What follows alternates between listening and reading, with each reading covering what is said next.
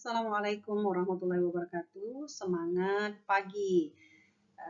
Saya Rosmalinda Ika Kesumawati Buru Kembaran MPD, pengawas SMK Cabang Dinas Pendidikan Wilayah 1, Dinas Pendidikan Provinsi Sumatera Utara. Kali ini akan mempersembahkan naskah praktik baik kategori pengawas adaptif yang diberi judul Pendampingan pembelajaran mendalam model SIMAS sebagai upaya mewujudkan sekolah bermutu untuk semua.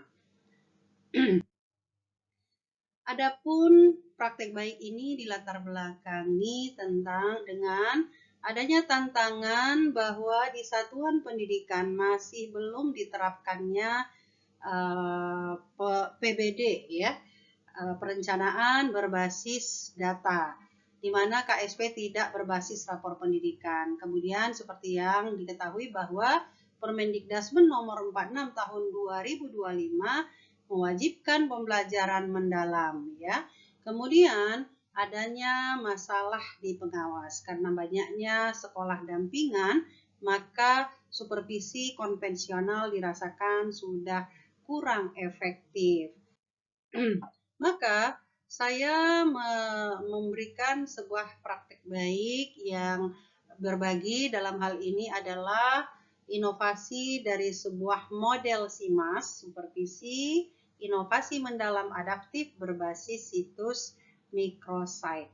Ya, microsite ini saya gunakan sebagai pusat data yang real time, bisa memantau program-program pengembangan sekolah yang dalam hal ini adalah tentang KSP, rapor pendidikan, kemudian modul pembelajaran mendalam, serta kegiatan-kegiatan sekolah lainnya.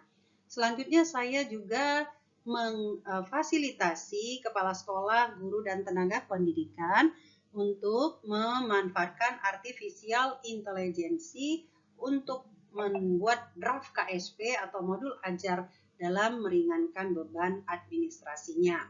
Nah, dalam pengembangannya saya melakukan pendekatan coaching, mentoring, dan facilitating.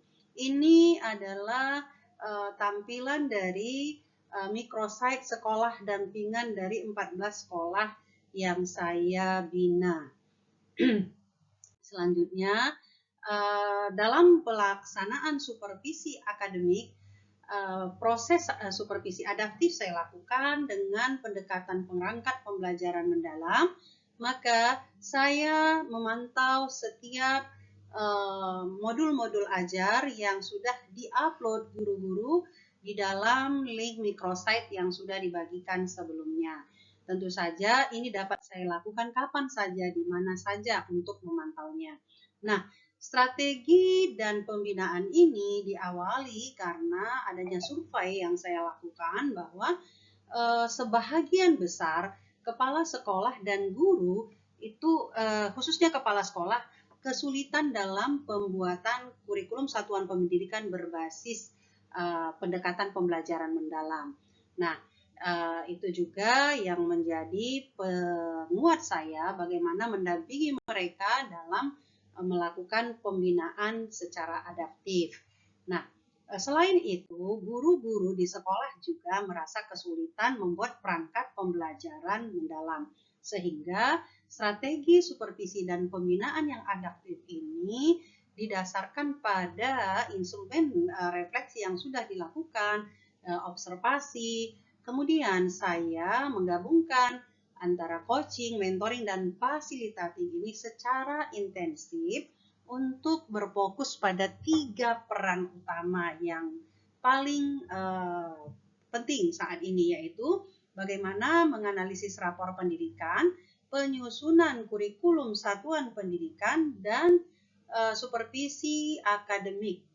Nah, selanjutnya saya juga melakukan supervisi adaptif melalui microsite secara real time, bisa melakukan pemantauan. Ini merupakan gambaran bagaimana kita melakukan analisis rapor pendidikan. Nah, kita juga menggunakan, saya sebagai pengawas pendamping satuan pendidikan menggunakan prom ya yang dapat digunakan guru-guru dan kepala sekolah dalam meringankan administrasi mereka. Nah, sebelumnya saya sebagai pengawas melakukan supervisi akademik, yaitu menjelaskan apa yang masuk dalam penyusunan perangkat pembelajaran mendalam melalui workshop dan in-house training di sekolah-sekolah yang saya bina. Ini saya lakukan secara bergilir untuk membantu sekolah-sekolah yang memang sangat minim dari sisi fasilitas maupun kemampuan gurunya.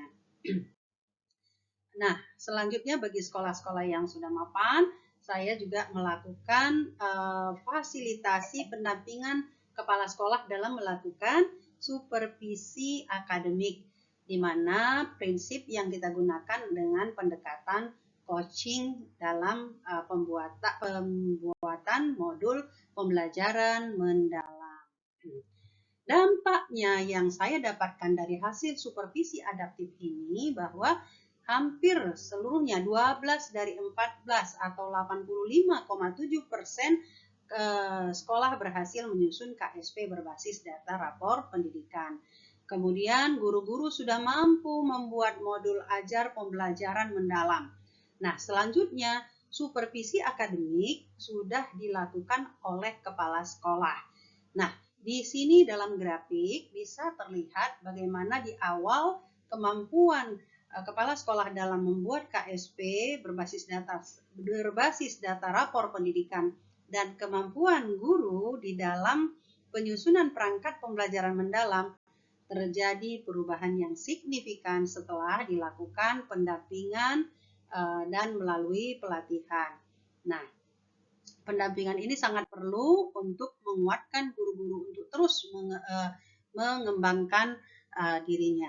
Nah, selanjutnya dalam pengembangan supervisi manajerial yaitu pembuatan KSP. Ini merupakan contoh KSP setelah dilakukan coaching dan fasilitating terhadap salah satu sekolah yang saya bina, di mana KSP ini sudah memuat pendekatan pembelajaran mendalam.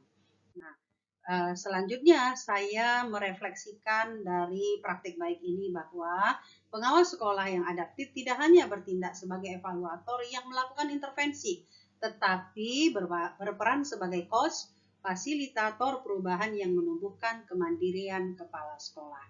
Nah, microsite atau microsite yang saya gunakan menjadi bank data untuk memantau perkembangan sekolah.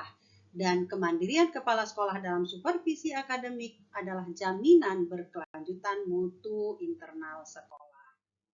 Nah, saya melakukan umpan balik dan ini merupakan tanggapan dari kepala-kepala sekolah yang secara umum mereka sangat merasakan manfaat dari kegiatan pendampingan adaptif yang saya lakukan dalam supervisi akademik maupun manajerial.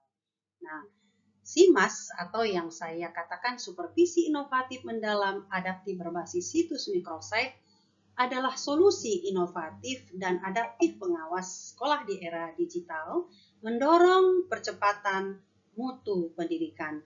Demikian praktik baik yang bisa saya sampaikan. Semoga bermanfaat. Terima kasih.